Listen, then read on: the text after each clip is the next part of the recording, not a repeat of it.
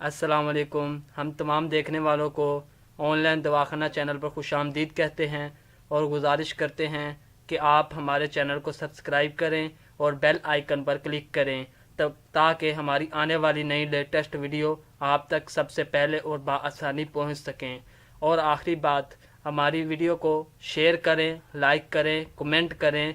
हो सकता है आपके शेयर करने की वजह से किसी की ज़िंदगी बन जाए और ये आपके लिए बेहतरीन हेल्थ टिप्स हैं और आपको तमाम अदवियात, देसी अदवियात और मेडिसन, हर्बल मेडिसन, करशी, हमदर्द, अजमल की ऑनलाइन पार्सल की जाएंगी। आप ऑर्डर देने के लिए नीचे डिस्क्रिप्शन में नंबर दे दिया गया है, उस पर ऑर्डर दे दें। और हम आपको पंसार स्टोर की तमाम जड़ी बूटियों के बारे में पहचान और उसको जानने का तरीका भी बताएंगे। आपको जिस चीज़ की पहचान करनी है या जिस चीज़ के लिए मालूमात हासिल करनी है, हमें कमेंट में बताएं, हम उसका जवाब आपको देंगे।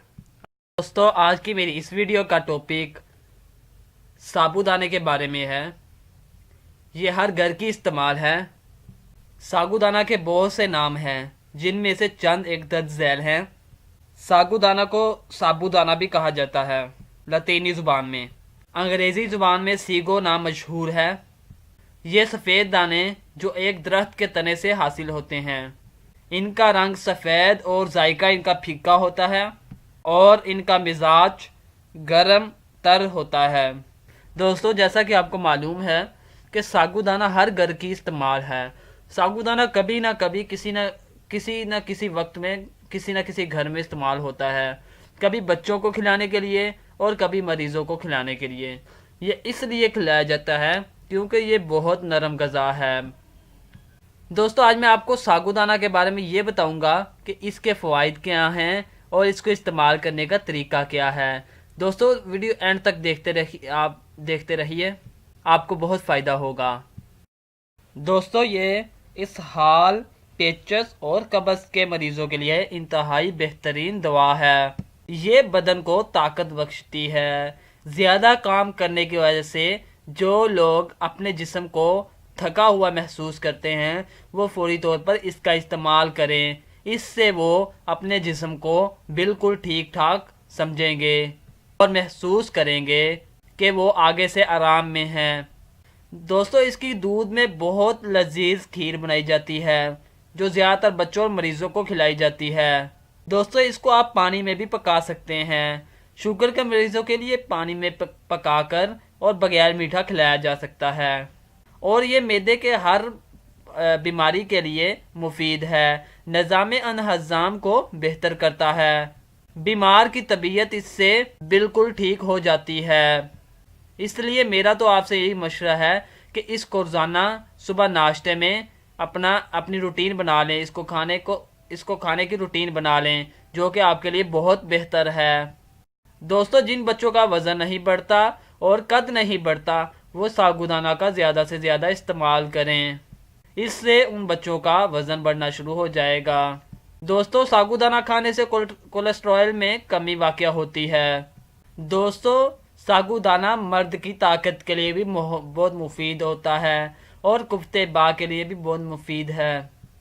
ये जिस्म की चर्बी को कम करने के लिए भी काम आता है।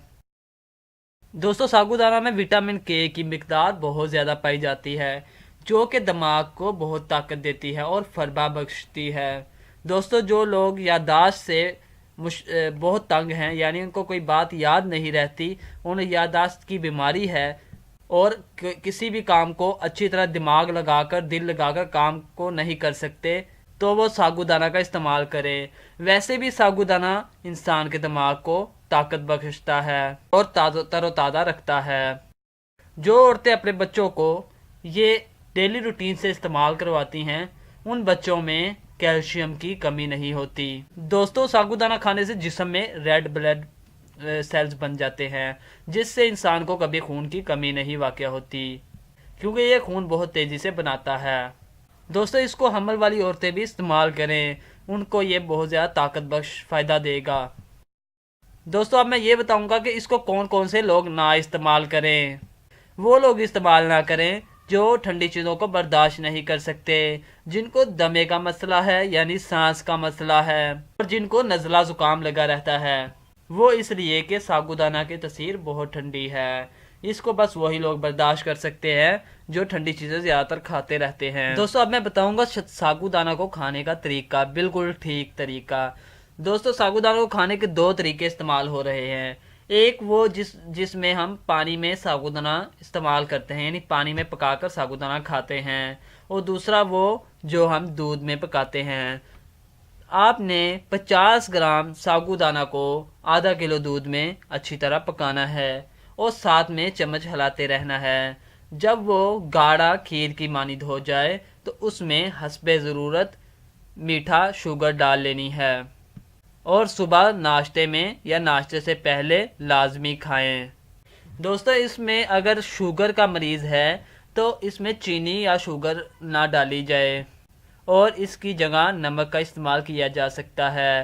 اور میں مشورہ دوں گا کہ جو شوگر کے مریض ہیں وہ پانی میں پکا کر کھائیں اور ساتھ میں نمک کا استعمال کریں، انشاءاللہ یہ بہت طاقت بخش غذا ہے۔